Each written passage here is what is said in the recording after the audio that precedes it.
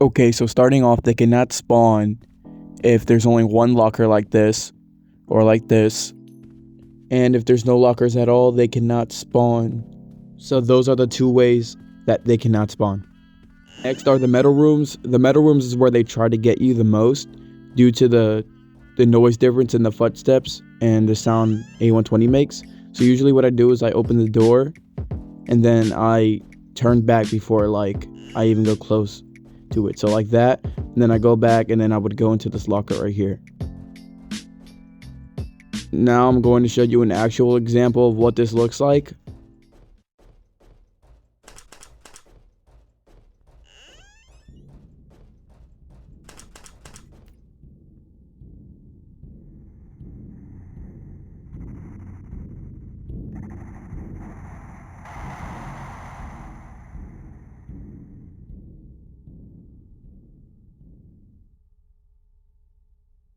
Also, during any moment, A90 can attack during that, but if it does, stop before you get into the locker, because that's when he mostly does it, right when you're next to the locker.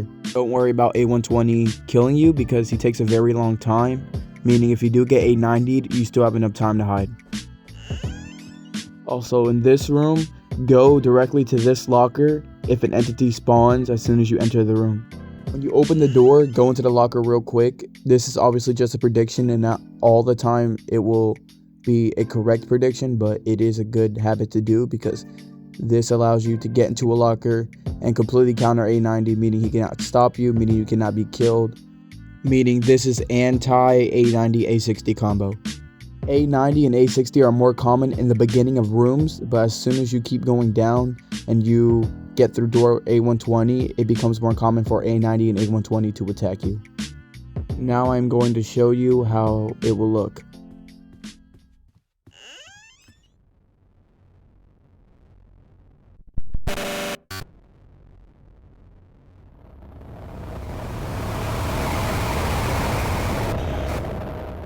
Also, there is no limit on how long you can be in the locker for. So if you want to stay out in the locker and just breathe for a moment, then you can 100% do that. The infinite flashlight obviously has to keep being clicked or else it would run out, meaning this is also a great way to keep yourself intact with the game. Every time you hear the click, it should bring your mind back into the game, meaning you cannot lose focus over time. One of the strategies I find useless is going like this, like stopping and then keep going, stopping and keep going. This is like what people used to do to counter A90, but it just becomes so ineffective and you just waste so much time doing this. So I personally do not feel like this is worth doing. It wastes so much time, and as you keep playing, you realize how easy it actually is. So yeah, with the other strategies to keep in mind, this is one that you should not be doing, and if you want to beat this and get it out the way as soon as possible, I would not be doing this. But this does secure a very safe run, so if you want to go safe and you want to beat it, then you could obviously do that. Also, there is a cooldown on the entity spawning. If an entity spawns, it doesn't matter if there's multiple lockers in the next room, they still can't spawn. The cooldown is up to 3 doors, and I've learned this over time and I've noticed it. Also, this room right here can really get you and end your run due to these 2 lockers alternating in the room. They can spawn here and they can spawn right here. It's more convenient if they spawn right here because you can open the door and then go into the locker that's right next to the door, but it didn't spawn here, so that's unfortunate. But at the same time, this looks easy, but later on when it's really dark, it can really get you, so you really have to pay attention. Also, the entities should be spawning at their corresponding door number, and if they don't spawn after their corresponding door number, it is a glitch and that is rare. Also to mention, if you're popping vitamins in the beginning of your run, that can trigger A60 to come way quicker.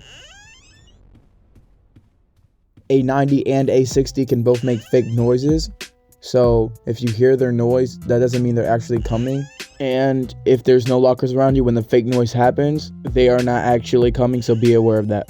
A90's noise is more like a build-up to when he's actually coming, and that's how I've been countering him throughout my whole runs. And I would just hear him, and if I know he's coming, then the room has to have lockers in it, and there's probably another entity coming. This is due to the fact that he rarely spawns alone. Now I'm going to talk about the 3 entities really quick. So A60 is really fast. He comes from behind you and he makes a really loud buzzing noise, and he does one-shot you. Now moving on to A90.